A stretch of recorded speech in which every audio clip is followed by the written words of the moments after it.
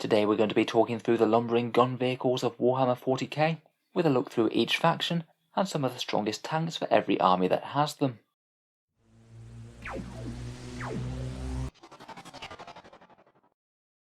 Hello and welcome back to Auspex Tactics, the strategy-focused 40k channel, where today we're talking tanks, and much in the same way that we've looked through some of the strongest flyers and artillery in the game, today I thought we'd look through the tanks, and which ones are perhaps some of the better picks for each and every army. Tanks were really quite clearly defined in 7th edition. Some units and vehicles will be designated as tanks, but in 8th edition there's no dedicated keyword for them, so maybe it's a little bit trickier to exactly define what is and isn't, particularly with all the crazy unit diversity in 40k. For the purposes of this video though, we're going to be talking gun platform vehicles that aren't flyers and aren't vehicles, and seeing as we've already covered the artillery, for the most part I won't be talking about artillery units either. Feel free to check out my previous video though on 40k artillery if you'd like to see that. Also, even though plenty of dedicated transports such as rhinos would certainly have had the tank keyword, we're going to be focusing more on range damage dealers today rather than transports, as the two kind of serve very different roles. For factions that don't really have any standard tanks though, we'll be talking about their main damage dealers, maybe touching on things like Tyranid Execrans and Drakari Ravagers, the nearest equivalents for armies that don't have them.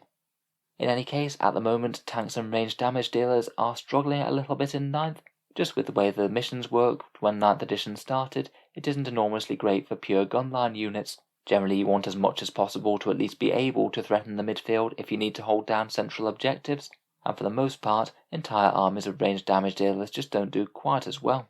In the new dexes, dedicated battle tanks also don't have the core keyword, and this often hampers them doing their main job, which is just dealing raw amounts of damage. They might often compete poorly with units that are strong firepower units that do have core, maybe Space Marine Eradicators or Dreadnoughts for example, or the new AdMech Iron Striders in their codex.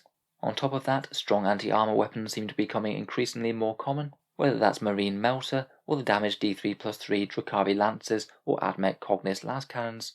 All of this just maybe isn't quite so amazing for armoured gun lines, though despite this, certain big gunline units can and do see play in 40k. With all that said, let's jump into it then, and go through the factions one by one, starting with the Space Marines. So for Space Marines in general, despite having really quite a wide array of tanks, I would say that none of them at the moment are particularly performing amazingly.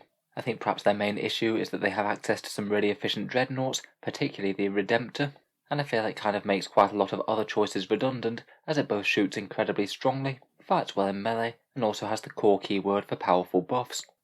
Following the recent points adjustments, I would say that maybe the Gladiator, Reaper and Valiant are some of the more interesting choices. Relatively tough and fast tanks at toughness 8.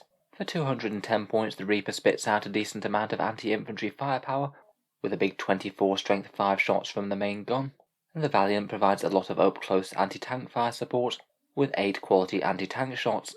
They still will struggle to compete with things like Eradicators or the twin Volkite Contemptor Dreadnought, but having taken a reasonable points drop, they now might be some of the best options in the bunch for Space Marine armour.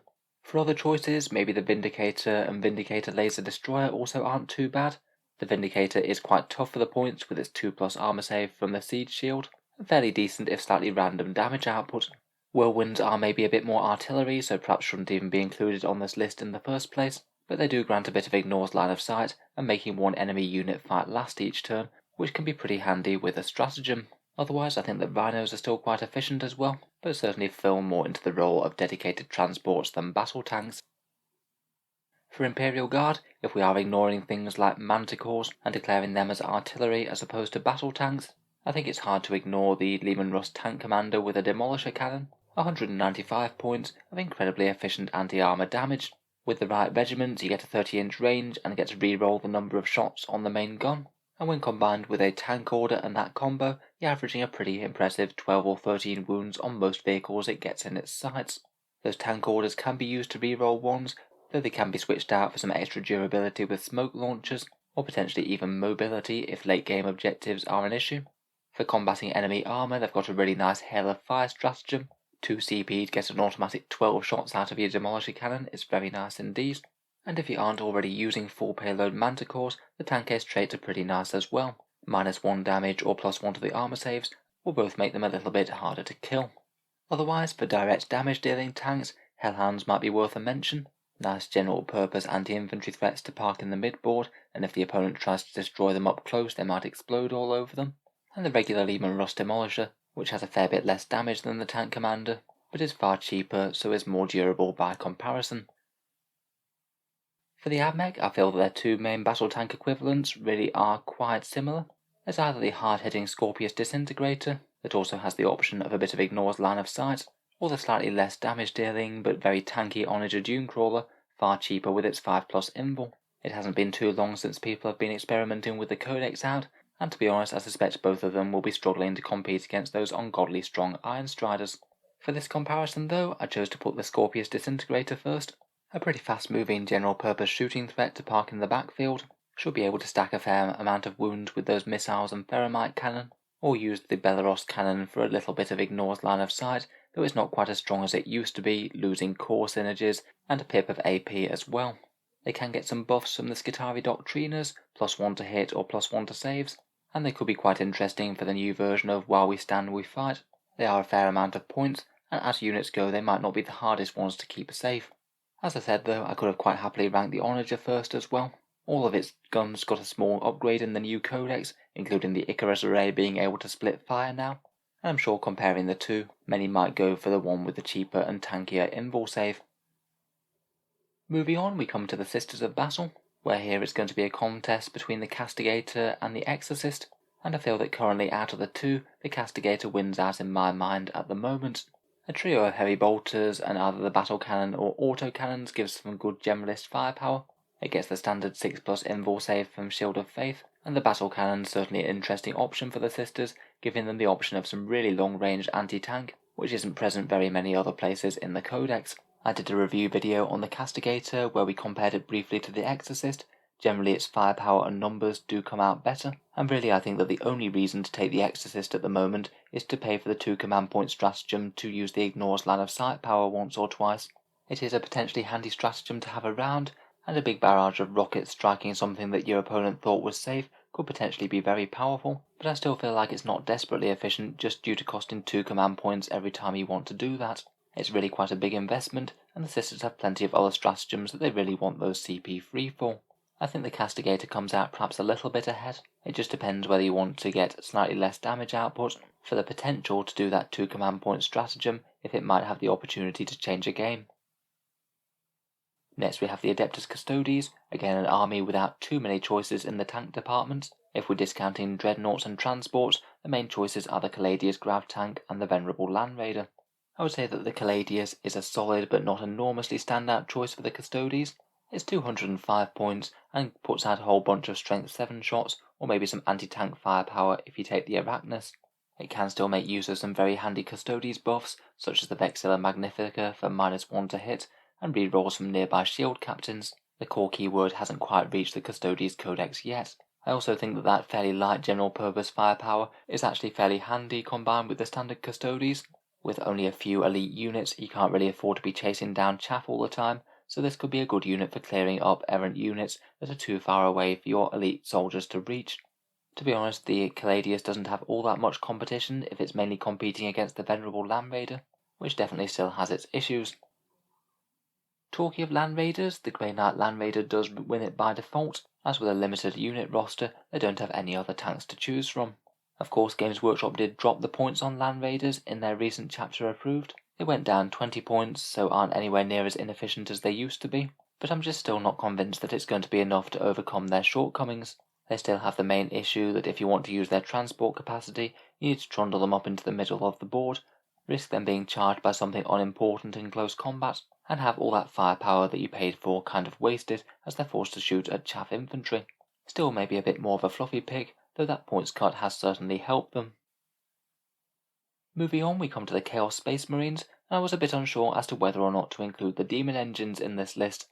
They're certainly not tracked tanks in the conventional sense, mixed up with a little bit of melee, but are still big armoured monstrosities that spit out a fair amount of fire. If we do include them though, then the top place I think would go to the Venom Crawler, maybe in competition with the Defiler. It is a bit more of a mixed role unit, having a little bit of shooting with that Excruciator cannon, but is generally really quite cheap and tough at 110 points, and is a bit of a general threat both at shooting and in melee. Again, I made a whole video about these guys recently. They can be really quite efficient combined with certain Iron Warriors traits.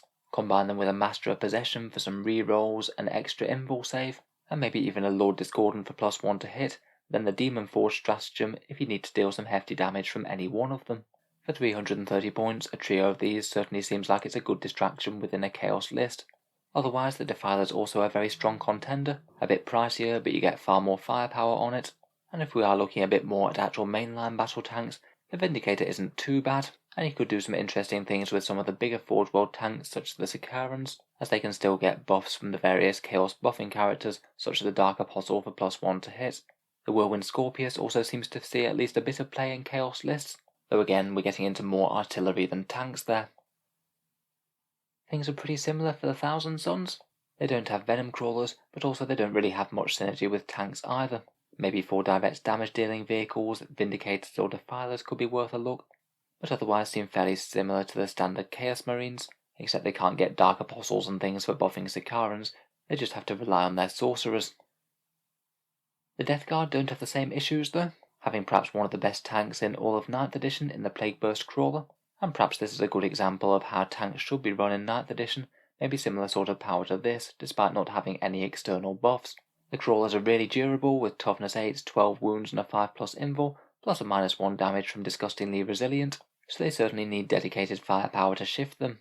They will generally be a problematic threat as well, with their Ignores line of sight Plague Burst Mortar, but perhaps even more interestingly those damage D3+3 entropy cannons, which will certainly put a fair amount of hurt on enemy armour.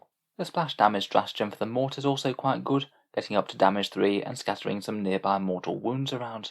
To be honest, the rest of the Death Guard armour just doesn't really hold a candle to the Plague Burst Crawler. Predators are thoroughly redundant, Land Raiders have the same issues here as they do everywhere else. Maybe some of the Forge World options could be interesting, such as the Whirlwind Scorpius, again more artillery, but perhaps for other firepower options really the Twin Volkite Contemptor might still be the way that they want to go. Chaos Demons are of course not really known for having any tanks, though I'd say their nearest equivalent is the Soul Grinder. It certainly has been known to be a bit of a powerhouse in the past, but through 8th and 9th edition hasn't really been worth anything much of note. As vehicles go, it is at least relatively durable with certain marks, can have a 4+ invul save with Zinch, or the old style 5+ feel no pain disgustingly resilient with Nurgle. It does an okay but maybe slightly passable amount of damage at range and in melee, perhaps one of its biggest weaknesses being its fairly poor ballistic and weapon skill. For me, I'd say there aren't really any good units to qualify as tanks. Perhaps the Skull Cannons of Khorne are a little bit more efficient than the Soul Grinder, but with only 7 wounds and being quite light constructions, I wouldn't really classify them as tanks personally. Going on to Xenos now, and we'll start with the Craftworld Eldar, where perhaps one of the units that has been appearing quite a bit in Craftworld lists is the Lynx. This great big Forge World Grav tank is 220 points, and actually as Eldar go it's really quite durable. A big 16 wounds and a 5+ invul save should at least make it fairly hard to chew through for dedicated anti-tank weapons. The great big pulse cannon has 6 strength 9, AP -3 and damage 3 shots. It works quite nicely with the Expert Crafter's custom Craftworld trait, so that'll put out some fairly efficient firepower, and will be particularly nice going into anything that's either been doomed or jinxed. As Eldar go right now, quite an efficient unit, and a potentially good choice for sitting in the back on objectives, blasting away all game long. I feel like this thing currently has the edge over things like Falcons or Fire Prisms, though both of those are kind of interesting in their own right. Falcons are fairly cheap at least and pack some generalist firepower, and Fire Prisms still have their Link Fire ability, which means that 3 of them can be fairly efficient too. The Warp Hunter's at least slightly interesting as well, with a D cannon that can shoot out of line of sight, though it only clocking in at 25 points less than the Lynx. I think that the Lynx wins out by comparison. For the Drukhari, if we're looking more generally at gun platforms, I'd say the nearest equivalent to a Drukhari tank within the Codex will be the Ravager, though Forge World also do provide some options in the Reaper and the Tantalus. Now Raiders went up in points a little bit, maybe having a Ravager or 2 floating around in the back of the Drukhari army could be an interesting option for putting down some more blistering Dark Lance fire. 3 shots at damage D3+3 is no bad thing for 140 points, particularly on a platform that's really quite mobile, and the 5+ invul save certainly helps keep it safe from enemy anti-tank. They're quite nice with the built-in Blackheart rerolls as well, which should mean that most of the shots are likely to hit. Reasonably cheap and pretty efficient for what it brings to the table, I think. I don't think that the Forge World units really compare all that well. The Reaper is a fair bit pricier and doesn't really do all that much more than the Ravager, plus its gun is a bit more random. The Tantalus is the really big skimmer, maybe a bit more of a mixed role Drakari beast. It does throw out quite a lot of high strength firepower, though it's perhaps a bit more fragile for the points. Next up we have Tyranids, who again of course don't have tanks in the conventional sense, but do have their own living artillery pieces such as Exocrines, Dagger Carnifexes, or the big lumbering Tyrannifex. To be honest though, out of these I think that the Exocrine wins head and shoulders above the others, and is easily the best big bug with a gun on it in the whole codex. If it's stationary, it shoots out 12 ballistic skill 3+, strength 7, AP-3 and damage 2 shots, which should lead to some decent damage being done to whatever it fires at, and it can be able to move and shoot this way with a stratagem, and that stratagem now is also confirmed to be able to allow it to fall back and shoot as well. Always a handy thing to stop it getting locked up by chaff.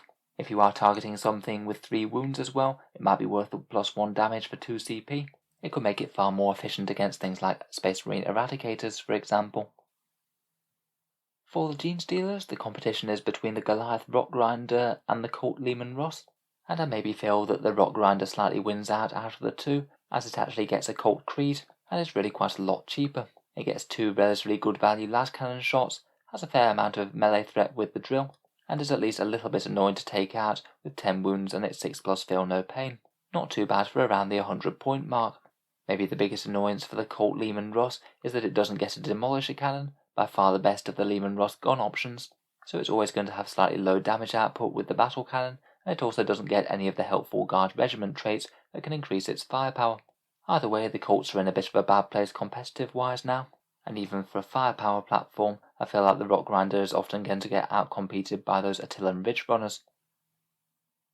Next up we have the Necrons, where I've ranked the Doomsday Ark now as their strongest tank equivalent, as it got a pretty solid points drop in the recent chapter approved, going down to 170 from 190.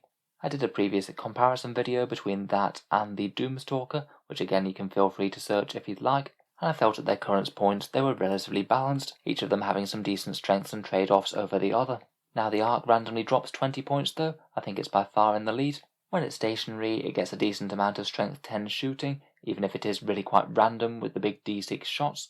On average, with a few of these though, each one should do around about 5 wounds to most vehicles each turn. Having all those Gauss flayers means that it can be good against infantry that get too close though, and with 14 wounds, a 3+ armor save and quantum shielding, it's going to be a real annoyance for enemy units to remove efficiently. Otherwise, the Necrons do have a fair few other gun platform vehicles, though I'd peg them all below the Doomsday Ark at the moment. Annihilation Barges seem okay in Mephrit when they can get a bit of AP, but a bit underwhelming otherwise. Triarch Stalkers are a little bit niche, you'd only really want one of them for their buffs I think, and even then in quite a big shooting army to begin with. The Tesseract Ark's okay, seems fairly reasonable for what you pay the points for, and as I said the Doomstalker does have its advantages, but I think that the Doomsday Ark just outcompetes it, now it's come down in points so much. Finally, I think that the Monolith could be interesting, but going into the Lord of War slot and taking that command point hit is really quite annoying. Maybe it might have the chance to see a little bit more play now that the command point cost of the super heavy auxiliaries has come down a bit in that latest chapter approved book.